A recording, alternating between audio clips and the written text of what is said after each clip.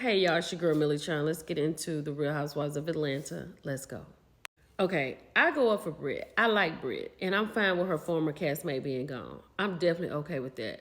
But in this moment, I don't know what was going on with Britt. She started a tussle with two women. First of all, Angela. She's sitting down here talking about, first of all, she got there kind of late and she had her guards up. And Britt got mad when the lady said that they had talked to the former castmate. But of course they would talk to her, right? Porsha, Cynthia, Drew, I don't doubt if Drew, but they would definitely call her because they've worked with her. They're her friends. And they would call and ask, girl, what was wrong with you? Why in the world would you show that girl's pictures like that at your event? So as Britt is getting upset, so y'all called her and asked her how she was feeling, that's automatic. So she was like, things are happening like I'm losing my license. So Angela, who has a license in the same area that she does, was like, why would you lose your license on a rumor? You have to have cause for that. Then come to find out, they're doing an investigation. So you didn't lose your license, right? So you have to be careful how you say what you're saying, Britt, because you don't look like you telling the truth. So Britt said something about twirling, right? And Drew was like, oh, you're funny. Britt took offense to that. She was like, I'm glad that I can amuse you. And Drew was like, the former castmate is definitely here. And then she just went off like, Britt, you got to dial it back. Drew was not coming for you at all. And then Drew said that what the former castmate did was definitely nasty work, but both of you need to realize your parts in this situation. And she was like, yeah, definitely. So they ended on a good note, but it's like she's ready to pounce on anybody. So Porsha didn't come. Britt asked about Porsha, and she had already called Kelly and said that PJ was sick and she thinks she's gotten sick from her. I don't think she came because of Drew. Clearly, Porsha cannot film in that house because she is everywhere but home, okay? They're at an arcade. They're playing putt-putt. And she and Shamia had talked about Dennis co-parenting with her and not filming with Drew. But then production did a flashback where he and Drew were filming together.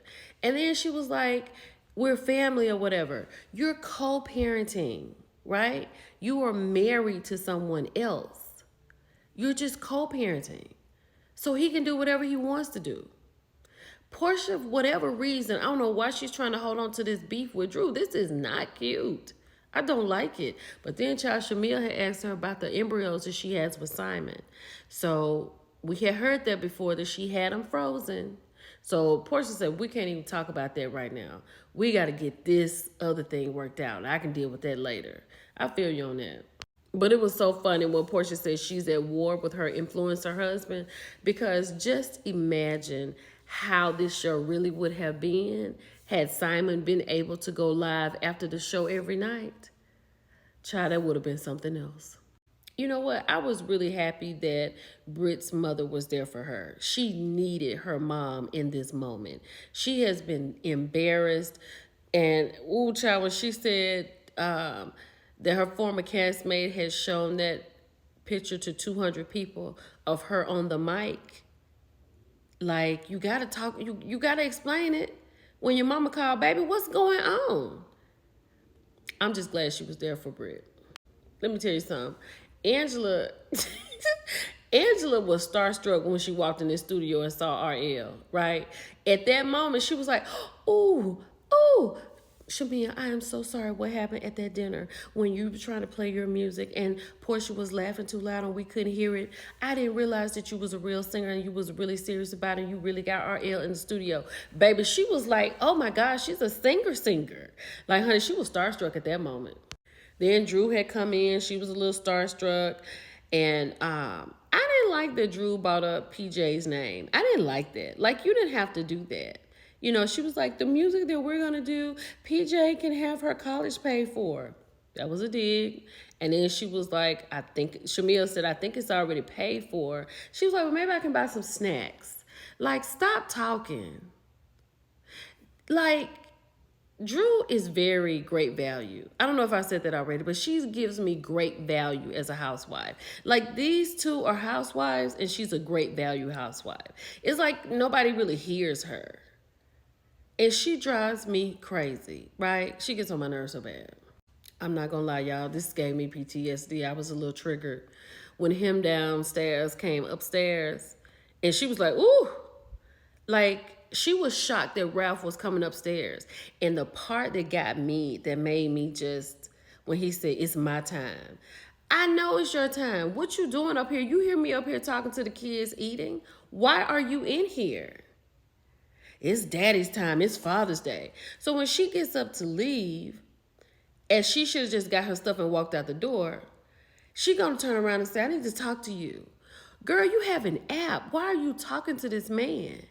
And you want to talk to him about the exterminator? She been paying for the exterminator, but the lawyer told her that he's supposed to do it. He was like, "I'm paying for all of this. You can't pay the $100. You should have just put that in the app along with everything else and what your lawyer said and let the judge see it. There is no need for you to even talk to Ralph at all." So we're back at Shamia's, and we're talking about the former housewife, how what she did was premeditated. I agree with Shamia and Kelly. It was definitely premeditated. Because they was like, where did she print this off? Like, did you get an industrial printer? Is it in your house? Like, that was really horrible. So then Angela was asking Porsha about how she feeling about her divorce.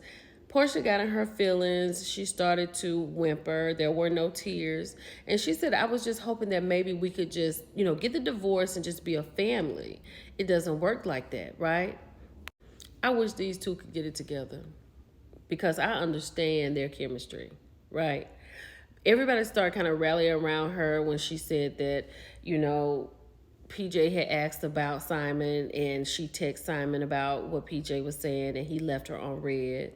And the ladies had come around her. But Drew didn't come around her because she was like, "This is where we are. It is what it is." But I understand Porsha in this moment. And this is why I love Porsha and Shamia. Because they were talking about some. Oh no, this right here, what Shamia has in her hand, evidently is Michael Jordan's liquor or whatever, right? Then, out of the blue, Drew was like, "That's my cousin. My name before I got married was Drew Jordan." Do you know how many people got the last name Jordan?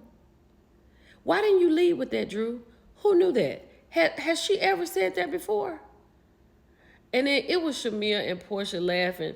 Shamia was like, "Girl, you might need to squash this beef," since she knows Michael Jordan. Like, that's why I like them. I don't know why Porsha's acting silly like that this season.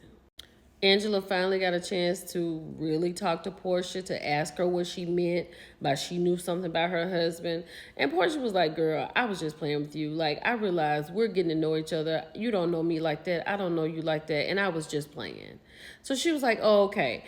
So she handled that real quick. So Britt has come over. She's bought an IV nurse to replenish some of her minerals, some bad B minerals, right? They talk about the situation, and Kelly reiterates how the grand opening was supposed to make women feel beautiful and uplift them. But then she had all these photos, the former housewife, with all these photos of Britt, which is not uplifting. So Britt felt like Kenya wanted to embarrass her and attack her there, and I agree with that. But what I don't understand is why Britt needed the former housewife so bad. She needed a hug from her so bad.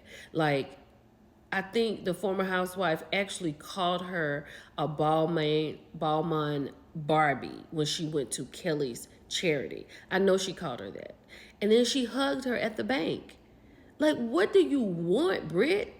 What do you want from her?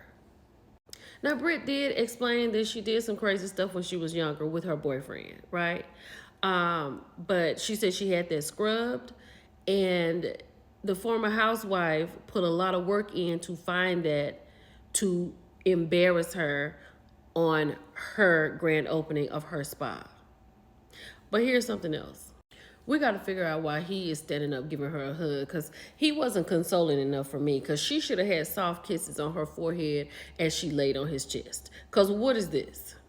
But this gives me hope for the show, because I love the way they ended it with the electric slide. Talk to y'all later.